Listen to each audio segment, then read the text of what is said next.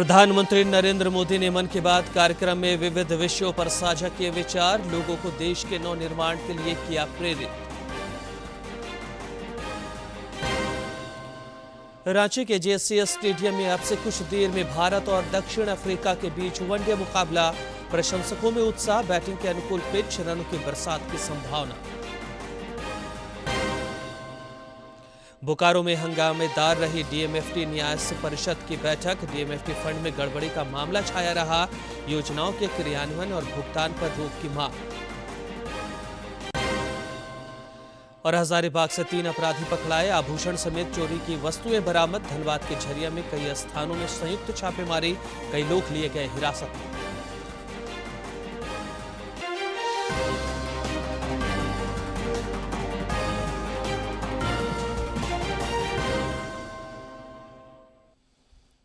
नमस्कार, खबरें झारखंड में आपका स्वागत है। मैं हूं रियाज आलम और अब समाचार विस्तार से।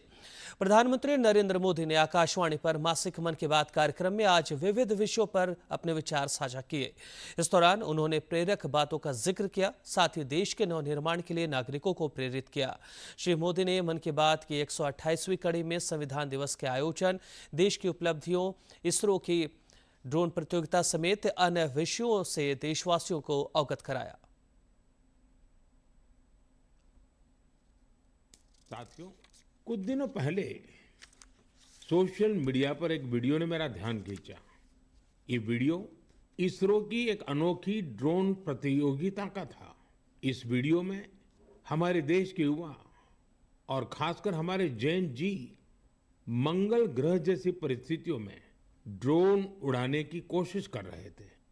ड्रोन उड़ते थे, कुछ पल संतुलन में रहते थे, फिर अचानक जमीन पर गिर पड़ते थे। जानते हैं क्यों? क्योंकि यहाँ जो ड्रोन उड़ रहे थे उनमें जीपीएस का सपोर्ट बिल्कुल नहीं था। मंगल ग्रह पर जीपीएस संभव नहीं, इसलिए ड्रोन को कोई बाहरी संकेत या गाइडेंस नहीं मिल सकता। ड्रोन को अपने कैमरे और इन बिल्ड सॉफ्टवेयर के सहारे उड़ना था। उस छोटे से ड्रोन को जमीन के पैटर्न पहचानने थे, ऊंचाई मापनी थी, बाधाएं समझनी थी और खुद ही सुरक्षित उतरने का रास्ता ढूंढना था। इसलिए ड्रोन भी एक के बाद एक गिरे जा रहे थे। साथियों, इस प्रतियोगिता में पुणे के युवाओं की एक टीम ने कुछ हद तक सफलता पाई। उनका ड्रोन भी कई बार गिरा, क्रैश हुआ, पर उन्होंने हार नहीं मानी। कई बार के प्रयास के बाद इस टीम का ड्रोन मंगल ग्रह की परिस्थिति में कुछ देर उड़ने में कामयाब रहा। साथियों, ये वीडियो देखते हुए मेरे मन में एक और दृश्य उभर आया। वो दिन जब चंद्रयान 2 संपर्क से बाहर हो गया था। उस दिन पूरा देश और खासकर वैज्ञानिक कुछ पल के लिए निराश हुए थे, लेकिन साथियों, असफलता ने उन्हें रोका नहीं। उसी दिन उन्होंने चंद्रयान 3 की सफलता की कहानी लिखनी शुरू कर दी। यही कारण है कि जब चंद्रयान 3 ने सफल लैंडिंग की तो वो सिर्फ एक मिशन की सफलता नहीं थी, वो तो असफलता से निकलकर बनाए गए विश्वास की सफलता थी। इस वीडियो में जो युवा दिख रहे हैं, उनकी आंखों में मुझे वही चमक दिखाई दी।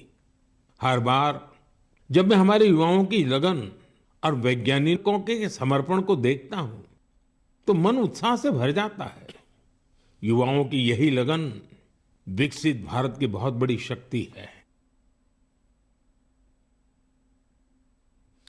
पुलिस महानिदेशकों और महानिरीक्षकों का सम्मेलन आज रायपुर में संपन्न होगा। प्रधानमंत्री नरेंद्र मोदी इस सम्मेलन की अध्यक्षता कर रहे हैं। सोशल मीडिया पोस्ट में श्री मोदी ने कहा कि पहले दिन सम्मेलन में भारतीय सुरक्षा व्यवस्था के विभिन्न पहलुओं पर विचार विमर्श हुआ।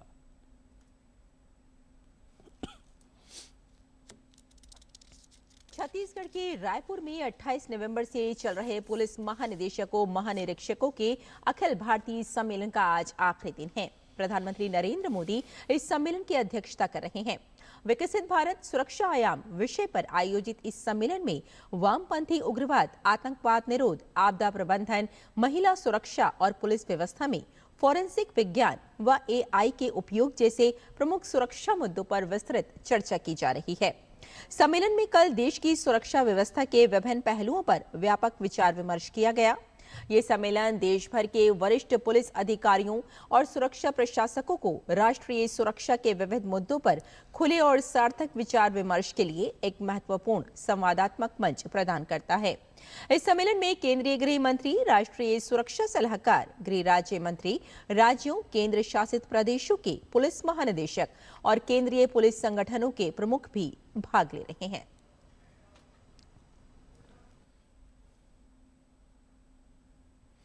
रांची के JCS स्टेडियम में अब से थोड़ी देर बाद भारत और दक्षिण अफ्रीका के बीच 3 वनडे सीरीज का पहला मैच खेला जाएगा। टेस्ट सीरीज में दक्षिण अफ्रीका से मिली करारी हार के बाद भारतीय टीम वापसी के इरादे से वनडे सीरीज में उतरने जा रही है। भारतीय टीम ने साउथ अफ्रीका के खिलाफ 0-2 से टेस्ट सीरीज गंवाई है। ऐसे में टीम इंडिया सीमित ओवरों की सीरीज जीतकर साउथ अफ्रीका से हिसाब बराबर करना चाहेगी। दोनों देशों के बीच 3 वनडे मैचों की सीरीज का पहला मुकाबला रविवार को रांची में होने जा रहा है। भारतीय टीम की कमान KL राहुल के हाथों में है, तो वहीं साउथ अफ्रीका के अगुवाई टेम्बा बाउमा करते दिखाई देंगे। इस सीरीज में रोहित शर्मा और विराट कोहली की वापसी भारत के लिए मनोबल बढ़ाने वाली होगी। घरेलू परिस्थितियों में भारत का रिकॉर्ड अच्छा रहा है और बड़े नामों की मौजूदगी में टीम संतुलित नजर आती है। रोहित शर्मा का बतौर ओपनर खेलना लगभग तय है, क्योंकि ऑस्ट्रेलिया के खिलाफ वनडे सीरीज में उनका प्रदर्शन सराहनीय रहा था। रोहित ने अफ्रीकी टीम के खिलाफ 26 वनडे में 33.58 की औसत से 806 रन बनाए हैं, जिसमें 3 शतक और 2 अर्धशतक शामिल हैं। उनके जोड़ीदार के रूप में यशस्वी जायसवाल को मौका मिल सकता है। तीसरे स्थान पर विराट कोहली का उतरना लगभग कंफर्म है। घरेलू मैदान पर कोहली से एक बड़ी पारी की उम्मीद की जा रही है। दक्षिण अफ्रीका के खिलाफ कोहली ने 31 वनडे में 65.39 की औसत के साथ 1504 रन बनाए हैं। चौथे स्थान पर तिलक वर्मा और 5वें स्थान पर KL राहुल खेलते नजर आएंगे। पहले वनडे में भारतीय team 3 allrounder Ravindra Jadeja, Washington Sundar और नीतीश कुमार रेड्डी को प्लेइंग 11 में शामिल कर सकती है। तेज गेंदबाजी की जिम्मेदारी प्रमुख रूप से अर्शदीप सिंह के साथ साथ हर्षित राणा के कंधों पर रहेगी। वहीं मुख्य स्पिनर के तौर पर कुलदीप यादव को प्लेइंग 11 में मौका मिल सकता है। टेम्बा बाउमा के नेतृत्व में अफ्रीकी टीम हाल के दिनों में सभी फॉर्मेट में अच्छा प्रदर्शन करती आई है। Quinton de Kock, Marco Jansen, Aiden Markram और कागिसो रबाडा जैसे स्टार खिलाड़ियों की मौजूदगी टीम को खतरनाक बनाती है। वहीं युवा डेवाल्ड ब्रेविस और Tony de Zorzi team India के लिए खतरनाक साबित हो सकते हैं। स्पिन विभाग में केशव महाराज भारत की पिचों पर खतरनाक साबित हो सकते हैं। भारत और दक्षिण अफ्रीका के बीच पहला वनडे 1991 में खेला गया था। दोनों टीमों के बीच 94 मुकाबले खेले गए हैं। 40 मैच में भारतीय टीम को जीत मिली है। दक्षिण अफ्रीका ने 51 मैच अपने नाम किए हैं। 3 मैच में कोई नतीजा नहीं निकल पाया है। भारत में इन दोनों टीमों के बीच 32 मुकाबले खेले गए हैं। 18 मैच में भारतीय टीम को जीत मिली है। 14 मुकाबलों में उसे हार का सामना करना पड़ा है। इतिहास भले ही अफ्रीका के पक्ष में हो, मगर भारतीय टीम घरेलू परिस्थितियों में अक्सर दमदार प्रदर्शन करती है। यह सीरीज नए चेहरों और पुराने अनुभवों के संतुलन की परीक्षा भी होगी। Sports desk, DD news. Ranchi one day में रनों की बरसात हो सकती है। पिच को बल्लेबाजों के अनुकूल बताया जा रहा है, जिससे दर्शकों को छक्के और चौके खूब देखने को मिल सकते हैं। लंबे अंतराल के बाद वनडे में विराट कोहली और रोहित शर्मा की भी वापसी हो रही है, जिसे लेकर प्रशंसक खासे उत्साहित हैं।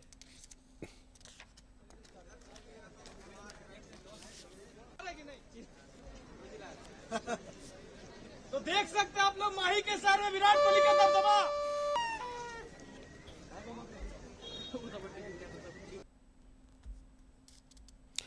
रक्षा राज्य मंत्री संजय सेठ ने रांची में 54वें national junior open and girls chess championship का मस्कट लॉन्च किया। चैंपियनशिप के मस्कट को गजराज का नाम दिया गया है। रक्षा राज्य मंत्री सर रांची के सांसद संजय सेठ ने 54वें junior open and girls chess championship के मस्कट की लॉन्चिंग की। उन्होंने मस्कट को गजराज का नाम और मॉडल दिया है। रक्षा राज्य मंत्री ने कहा कि प्रधानमंत्री नरेंद्र मोदी के प्रयासों से खेल और खिलाड़ियों को बेहतर मंच उपलब्ध कराया जा रहा है। 100 टीम फुटबॉल की खेल चुकी है। ऐसे रजिस्ट्रेशन 300 टीम का हुआ है। एक लोकसभा के अंदर 300 फुटबॉल की टीम का रजिस्ट्रेशन मायने रखता है। 100 टीम खेल चुकी है। अभी बहुत सारे गेम्स बाकी हैं और प्रधानमंत्री जी कहा कि पारंपरिक खेल करना, उसमें हमारा गुल्ली डंडा भी है, उसमें पिट्टो भी है, अभी कबड्डी भी है, योगा भी है, वॉलीबॉल, बहुत सारे खेल हैं। तो प्रधानमंत्री, देखो, देश चाहता है। रक्षा राज्य मंत्री ने कहा कि झारखंड में पहली बार 54वें नेशनल चेस चैंपियनशिप का आयोजन 16 से 24 दिसंबर तक सरायकेला खरसावां में हो रहा है। उन्होंने कहा कि शतरंज हमारा परंपरागत खेल है और भारत कई बार वर्ल्ड चैंपियन रहा है। निश्चित रूप से शतरंज जो है हमारा परंपरागत खेल रहा है, प्राचीन काल से। मतलब महाभारत से भी देख लो ना, तो सैकड़ों साल से यह परंपरागत खेल रहा है। वहीं सांसद खेल महोत्सव के संबंध में रक्षा राज्य मंत्री और रांची के सांसद संजय सेठ ने बताया कि इसकी शुरुआत 2000 से अधिक साइकिलों के साथ साइक्लोथॉन से हुई। इसमें करीब 25,000 लोगों ने भाग लिया। वहीं फुटबॉल टूर्नामेंट में सिर्फ रांची लोकसभा क्षेत्र की 100 टीमें खेल चुकी हैं, जबकि 300 टीमों का रजिस्ट्रेशन हुआ है। अभी मेरा खेल महोत्सव 20 सितंबर से 25 दिसंबर तक चल रहा है। अभी आपने देखा मेरा साइक्लोथॉन हुआ, 100,000 साइकिल, मैराथन हुआ, 25,000 लोग शामिल हुए, और अभी फुटबॉल टूर्नामेंट चल रहा है। अभी 100 टीम खेल चुकी है। मौके पर सरायकेला चेस एसोसिएशन के अध्यक्ष रफीक भद्रा ने कहा कि 54वें नेशनल चेस चैंपियनशिप में देश भर के करीब 500 खिलाड़ी भाग लेंगे, जिनमें वर्ल्ड चैंपियनशिप खेल चुके बड़े खिलाड़ी भी शामिल हैं। हमारे झारखंड की माटी से ये चीज निकल के आ रहा है, जो हमारा प्रतीक है गजराज, जिससे आप देख के और समझ सकते हैं झारखंड को हमने बांध के रखा है, हमारे ट्राइबल्स को बांध के रखा है। ट्राइबल्स जो कि हर क्षेत्र में आगे हैं, चेस के क्षेत्र में भी आगे बढ़े, इसके लिए एक बेहतरीन प्रोग्राम का आयोजन किया जा रहा है। National junior open and girls chess championship के संयोजक रक्षा राज्य मंत्री संजय सेठ हैं। वहीं इस प्रतियोगिता के आयोजन में झारखंड चेस एसोसिएशन के सचिव मनीष, सरायकेला चेस एसोसिएशन के अध्यक्ष मनोज कुमार समेत पूरी टीम का अहम योगदान होगा। डीडी न्यूज के लिए रांची से सरिता की रिपोर्ट। अरुणाचल प्रदेश के ईटानगर में तीरंदाजी सब जूनियर प्रतियोगिता चल रही है, जिसका आज समापन होगा। प्रतियोगिता में झारखंड के तीरंदाजों ने उम्दा प्रदर्शन कर सभी का ध्यान खींचा है। बालक और बालिका टीम ने इंडियन राउंड स्पर्धा में 2 स्वर्ण अपने नाम किए। बालक टीम ने आंध्र प्रदेश को हराया, जबकि बेटियों ने छत्तीसगढ़ को पराजित कर स्वर्ण पदक पर कब्जा जमाया। भारत ने कनाडा को 14-3 से हराकर अजलान शाह कप हॉकी में 9वीं बार खिताबी मुकाबले के लिए जगह बना ली है। अजलान शाह कप हॉकी के फाइनल में आज भारत का सामना बेल्जियम से होगा। भारत ने कल खेले गए मैच में कनाडा पर 14-3 की विशाल जीत हासिल की। इस जीत के साथ टीम इंडिया ने फाइनल में जगह बनाई। भारत की 5 मैचों में ये चौथी जीत रही। ग्रुप स्टेज में भारत को सिर्फ बेल्जियम के खिलाफ ही हार का सामना करना पड़ा था। संसद के शीतकालीन सत्र के मद्देनजर राज्यसभा की ओर से सांसदों के आचरण संबंधी एक महत्वपूर्ण बुलेटिन जारी किया गया है।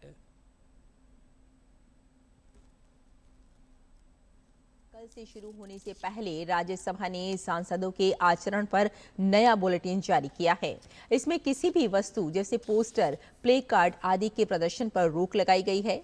सांसदों को भाषण के अंत में थैंक्स, जय हिंद, वंदे मातरम जैसे शब्दों से परहेज की सलाह दी गई है।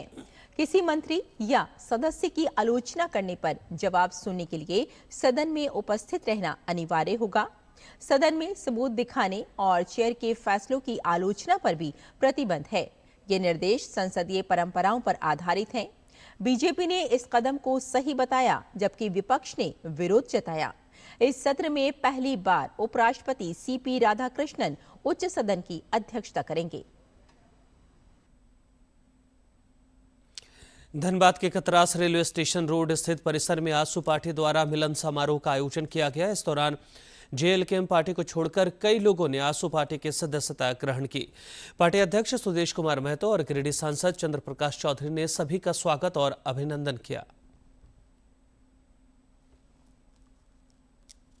पार्टी को छोड़कर रजनी रवानी और प्रदीप महतो ने अपने समर्थकों के साथ आजसू की सदस्यता ग्रहण की। आसू सुप्रीमो सुदेश महतो ने उनका स्वागत किया। समारोह को संबोधित करते हुए सुदेश महतो ने झारखंड की विकास यात्रा पर चिंता व्यक्त की। उन्होंने कहा कि एक समय बिहार से अलग होकर बना झारखंड विकास में काफी आगे था, लेकिन अब खनिज संपदा से भरपूर होने के बावजूद यह विकास के मानकों पर पीछे होता जा रहा है, जबकि बिहार तेज विकास कर रहा है। झारखंड को केवल मैं ही नहीं पूरा विश्व में देखा जा रहा था और खनिज संपदा के आधार पर राज्य के आने वाली परिस्थिति को आंका जा रहा था। कहा जा रहा था कि ये भारत का एक श्रेष्ठ राज्य में ये शुमार होगा। और वहीं जब बिहार अलग हो रहा था तो कहा जा रहा था कि बिहार कैसे आगे अपने आप को सरवाइव कर पाएगा, ये चिंता थी। ये चिंता से शुरू करके 25 साल का सफर एक नेतृत्व ने आज बिहार को कहां खड़ा किया और हम कहां बिखर गए और पिछड़ गए, ये चिंता का विषय। गिरिडीह सांसद चंद्र प्रकाश चौधरी ने धनबाद और बीसीसीएल क्षेत्र में मजदूरों और विस्थापितों की समस्याओं पर गंभीर सवाल उठाए। उन्होंने कहा कि बीसीसीएल द्वारा जहां जहां कोयला खनन किया जा रहा है, वहां विस्थापन की समस्या लगातार बढ़ रही है और मजदूर शोषण के शिकार हो रहे हैं।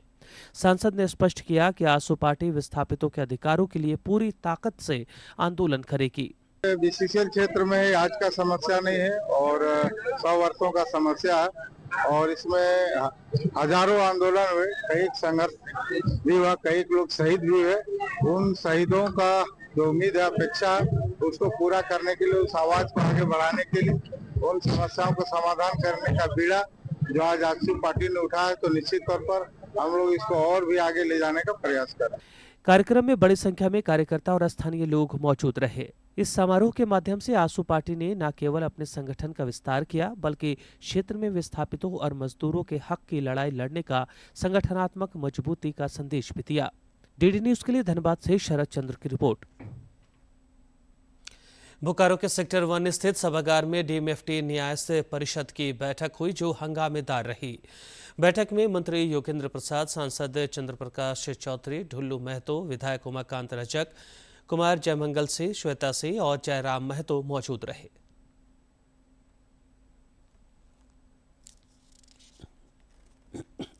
डीएमएफटी न्यास परिषद की बैठक में बोकारो में जिले में डीएमएफटी फंड में हुई गड़बड़ी और कथित भ्रष्टाचार को लेकर जनप्रतिनिधियों ने एक स्वर में कहा कि इससे जिले की बदनामी हुई है। उन्होंने मामले की कई स्तर से जांच करने के आदेश पारित किया।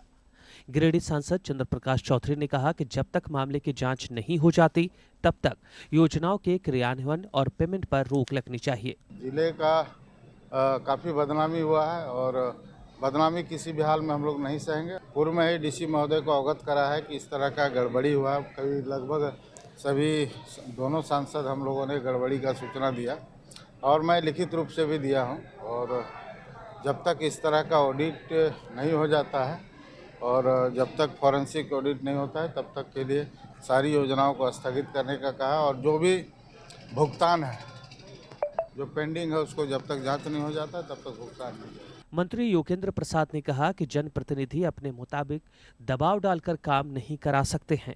जो गाइडलाइन है उसके अनुरूप काम होगा और जिले में विकास की रफ्तार भी तेज होगी। हम अपने इच्छा के अनुरूप काम कराएं डीएमएफटी मत से, तो शायद वो कतई संभव नहीं है, क्योंकि डीएमएफटी का गाइडलाइन संयुक्त रूप से राज्य सरकार और केंद्र सरकार के संयुक्त रूप से गाइडलाइन जारी है।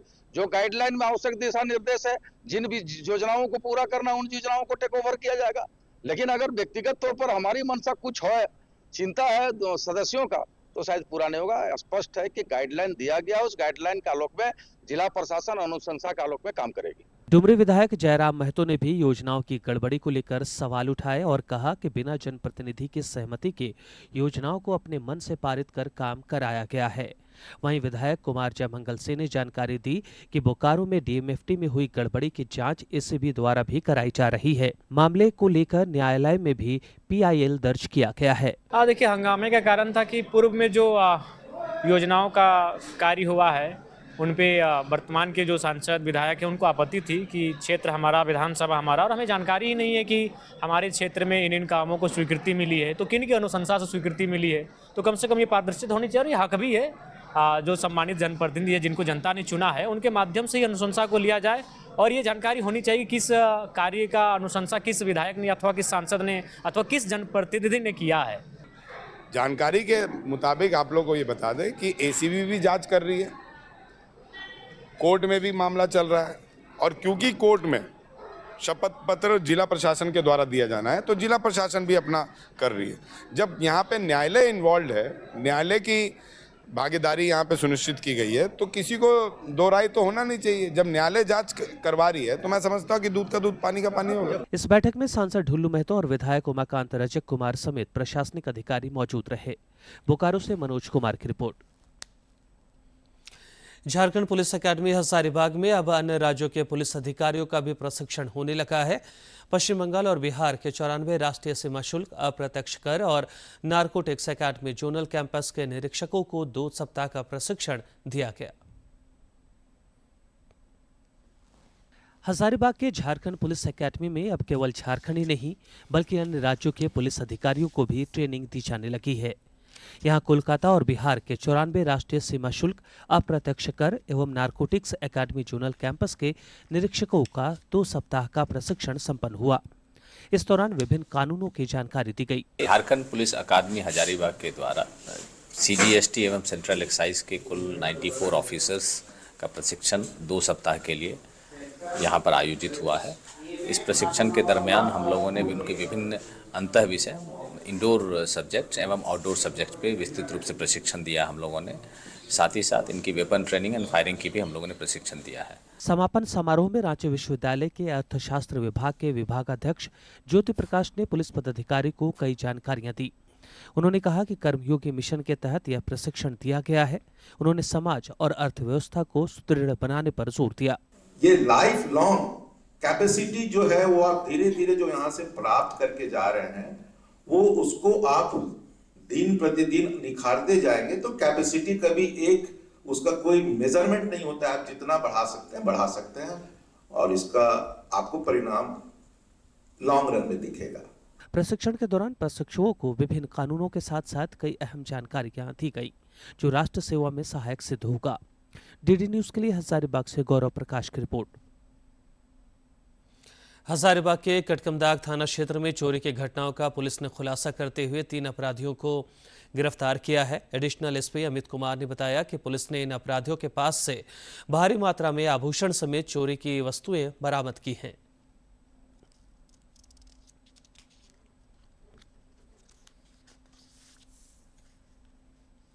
तीन से 4 कांड उद्भेदित हुए। हम लोग के 4 कांड का उद्भेदन हुआ है चोरी और गृहभेदन के कांडों में। इसमें से 3 गिरफ्तार हुए हैं। वो सुभाष चंद्र बोस उर्फ टैक्सी, भोला प्रसाद सोनी और अमित दुबे।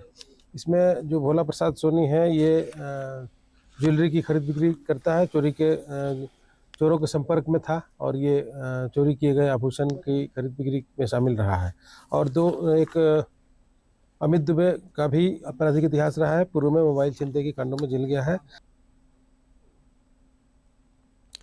धनबाद में अपराधियों के खिलाफ पुलिस एक्शन मोड में है। झरिया में कई थानों की संयुक्त छापेमारी में दर्जन भर से अधिक लोग हिरासत में लिए गए हैं।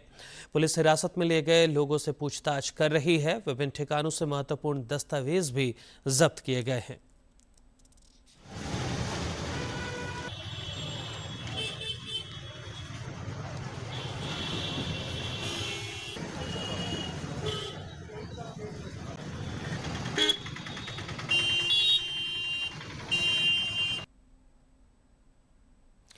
गढ़वा के नगर उटारी में अपराधियों द्वारा की गई ताबड़तोड़ गोलीबारी में एक जेवर दुकान मालिक घायल हो गया। घायल अवस्था में उन्हें अनुमंडलीय स्वास्थ्य केंद्र में भर्ती कराया गया है। घटना से व्यवसायियों में दहशत है। पुलिस छानबीन में जुटी है। घटनास्थल से पुलिस ने देसी कट्टा और कारतूस बरामद किए हैं।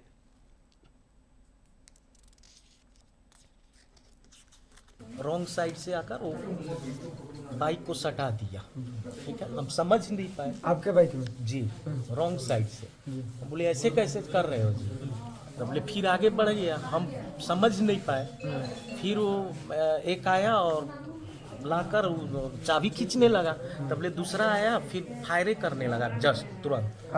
जो भी जिनके द्वारा किया गया है उसको हम लोग पकड़ेंगे, क्योंकि घटना स्थल पर जो है जिस कट्टे से गोली चलाई गई थी वो वहीं पे गिरा हुआ पाया गया। नगर उटारी एसडीपीओ जो है वो छुट्टी पर हैं, तो गढ़वा से एसडीपीओ नीरज सर आए हुए थे और पुलिस जो है त्वरित कार्रवाई में लगा हुआ है और हम लोग चुन करके निकाल लेंगे जिन लोगों ने इस तरह का आपराधिक घटना का अंजाम दिया है नगर उटारी में। ये बाबा बंशीधर का नगरी है, इस तरह का घटना यहाँ पर हम लोग कभी कतई नहीं बर्दाश्त करेंगे, न होने देंगे। गढ़वा वन विभाग के प्रांगण में श्रम नियोजन प्रशिक्षण और कौशल विकास विभाग की पहल पर दंतोपंत ठेंगड़ी रोजगार मेला का आयोजन किया गया। इस दौरान चयनित अभ्यर्थियों को नियुक्ति पत्र प्रदान किए गए। गढ़वा उपायुक्त दिनेश कुमार यादव और पुलिस अधीक्षक अमन कुमार ने गढ़वा वन विभाग के प्रांगण में दत्तोपंत ठेंगरी रोजगार मेला का उद्घाटन किया। इस दौरान उपायुक्त ने अपने संबोधन में युवाओं को कौशल विकास योजनाओं से जुड़कर स्वावलंबी बनने का मंत्र दिया। अपने इच्छानुसार अपने लिए दिशा चुने और उस विषय में फिर माहिरता हासिल करें। भारत सरकार की और झारखंड सरकार की कई सारी योजनाएं भी हैं जिसमें कि हम लोग प्रशिक्षण प्रदान करते हैं, निःशुल्क भी है और रियायती दरों पे भी है। तो आप सभी से मेरा अनुरोध है कि इस एरिया में काम करें और अपने आप को शिक्षित और प्रशिक्षित करें और जो अलग अलग ट्रेड्स होते हैं उससे माहिरता हासिल करें। रोजगार मेला में चयनित युवक और युवतियों को नियुक्ति पत्र प्रदान किया गया, जिससे उनके चेहरे खिल उठे। उन्होंने सरकार के प्रति आभार जताया। कई कंपनियों में अपना रिज्यूम जमा किया है और मुझे मेरे घर में दयनीय स्थिति है जिसके कारण मैं यहाँ पर आई हूँ रोजगार पाने के लिए। मुझे पूरा यकीन है कि मुझे यह रोजगार मुझे बिल्कुल मिलेगा। यहाँ पहुँचे अभ्यर्थियों ने रोजगार मेला आयोजन की सराहना करते हुए कहा कि उन्हें एक स्थान पर कई कंपनियों के प्रतिनिधियों की मौजूदगी से काफी अवसर प्राप्त हुए। डीसी सर के और सारे स्टाफ जितने भी आए हुए हैं और हम जिस कॉलेज में वो सर का भी बहुत बहुत धन्यवाद करना चाहूँगी क्योंकि उनके कारण ही मुझे इस रोजगार मेला के बारे में पता चला। और मुझे अब ऐसा लगता है कि मैं अपने फैमिली का जो भी है देख सकती हूँ, सेल्फ डिपेंडेंट बन सकती हूँ, आगे भी कुछ कर सकती हूँ। इसके लिए मैं सरकार को धन्यवाद करना चाहूँगी। गढ़वा में रोजगार मेला का आयोजन निश्चित तौर पर सार्थक रहा। गढ़वा से विजेंद्र तिवारी की रिपोर्ट। जामताड़ा से एक मानवीय पहल की तस्वीर सामने आई है। झारखंड राज्य विधिक सेवा प्राधिकरण के निर्देश पर उदलबनी वृद्धाश्रम में जागरूकता शिविर और परिसंपत्ति वितरण कार्यक्रम आयोजित किया गया। कार्यक्रम में पहुंचे न्यायिक अधिकारियों और प्रशासनिक पदाधिकारियों ने बुजुर्गों के साथ समय बिताया, उनकी बातें सुनी और सरकारी सुविधाओं की जानकारी भी दी। उदलबनी स्थित वृद्धा आश्रम में जामताड़ा विधिक सेवा प्राधिकरण द्वारा आयोजित इस विशेष कार्यक्रम में मुख्य अतिथि के रूप में प्रधान जिला एवं सत्र न्यायाधीश राधा कृष्ण उपस्थित हुए। उन्होंने आश्रम में रह रहे बुजुर्गों के साथ घंटों संवाद किया और उन्हें सरकार द्वारा उपलब्ध कराई जा रही कल्याणकारी योजनाओं की जानकारी दी।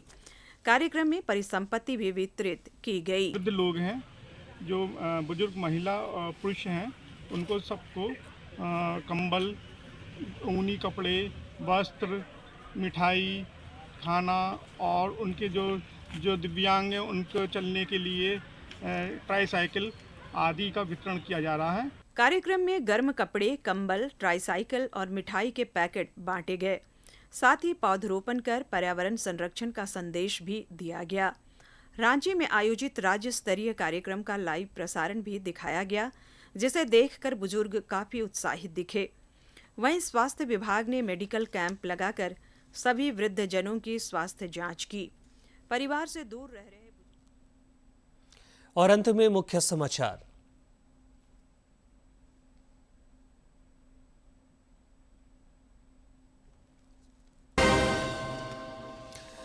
प्रधानमंत्री नरेंद्र मोदी ने मन की बात कार्यक्रम में विविध विषयों पर साझा किए विचार, लोगों को देश के नवनिर्माण के लिए किया प्रेरित। रांची के जेसीएस स्टेडियम में अब से कुछ देर में भारत और दक्षिण अफ्रीका के बीच वनडे मुकाबला, प्रशंसकों में उत्साह, बैटिंग के अनुकूल पिच, रनों की बरसात की संभावना। बोकारो में हंगामेदार रही डीएमएफटी न्यास परिषद की बैठक, डीएमएफटी फंड में गड़बड़ी का मामला छाया रहा, योजनाओं के क्रियान्वयन और भुगतान पर रोक की मांग। और हजारीबाग से 3 अपराधी पकड़ाए, आभूषण समेत चोरी की वस्तुएं बरामद। धनबाद के झरिया में कई स्थानों में संयुक्त छापेमारी, कई लोग लिए गए हिरासत में।